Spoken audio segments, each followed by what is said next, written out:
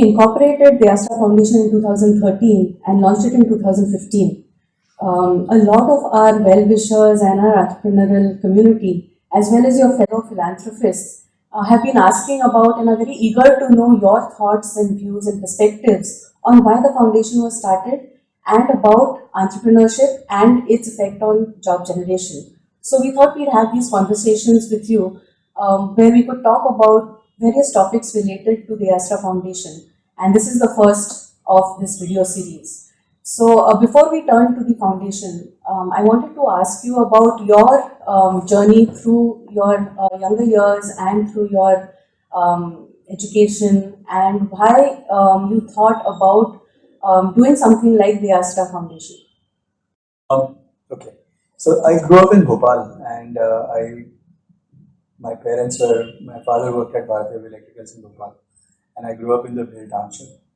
Went to Kharagpur, did a BTech in computer science from there, and then spent about 7 years in the US, about 5 or so doing a PhD, and then about 18 months or so working in the US, and came back and started persisting. So, last 29 years I've been running the company. We did an IPO in 2010, and in general the company has done well, and I felt that I had, been able to accumulate some wealth, which was important for trying to think about various other things. And you get to a certain stage in your life when you sort of look at this and say, okay, you're 50 and you should be looking at what is your contribution to the community and any of those kinds of things. And I had a friend who stopped by and he shared that you should think about it as learn, earn, and return. So in that context now, sort of looking at what should one do in terms of contribution that can last for a while. And then I had the opportunity of looking up some of the other people who have done this. So I looked at what Michael Susan Dell have done and what Bill Gates has done. And if you go to the Gates Foundation, they have a very nice overview of what they started out, how they started out doing Gates Foundation, and how their thinking has evolved. Predominantly also driven by Warren Buffett and his contributions to Gates Foundation and his vision in terms of pushing Gates to do certain things that are big. So when you're looking at personal philanthropy in some sense, you have the opportunity of defining some problem that is large enough. You can look at it with a longer term view. You are not constrained by short term outcomes. So in that context, some of the individuals who are looking at philanthropy should look at large, big problems.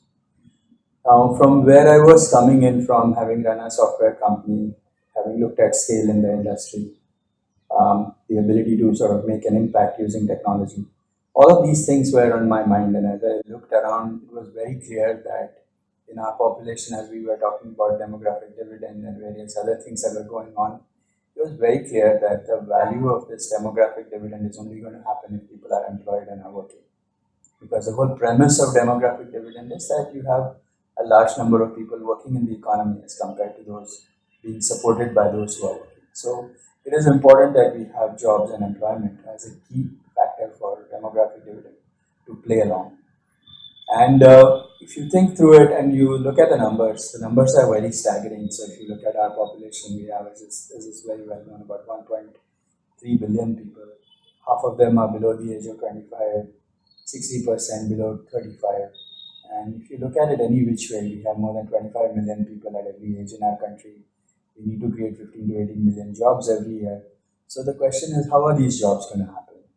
And so the initial intention of starting out with the deAsra's Foundation was to say, okay, let's go create jobs. But when we sort of dig in a little bit further, we realized that creating jobs from the context of where we are, it's much easier to create job creators, or the focus needs to be on job creators rather than on job seekers, because it's just not realistic to just expect these jobs to happen from nowhere. Somebody has to make them happen. So we decided, let's focus on the whole point of getting job creators to happen. And of course, when you start doing that, you start to think about how to make this happen. What is the group that has the best impact? Where can you make a difference? And is it just skills or is it something else? And you are aware of all the early conversations we had with people, and we had Anil Pathak, who was at DIC, who had a very good understanding of the problems that the system has for the really small entrepreneurs. And I think getting a few people, spending a year or so chatting around with people as to exactly what may be the right thing to do, kind of got this all together. And again, the intention was that let's go solve one big problem that lasts a long time to solve. And then in that context, job creation, employment seemed like a really good big problem to work on. So, a little about your entrepreneurial journey. So, you had a good job in the US, but you chose to come back to India and do business. What prompted you to sort of think of business? You could have come back and done a job as well, or kept at the job in the US. But what inspired you to really come back and get into business? No, I think I've always felt like I would want to do something on my own. This was something that I was even through the college and other things, many of my friends will tell you that, I was always kind of itchy to do something on my own. And yeah, I mean, I was in the US for 18 months, which was sort of my visa allowed me to do that, and I just came back. And it was quite clear that I wanted to start something on my own. And the timing also worked out right at that time. Software was a new industry, and I think being early was useful. Great. Thank you for your time, Anand, and we will continue to have these conversations over the next couple of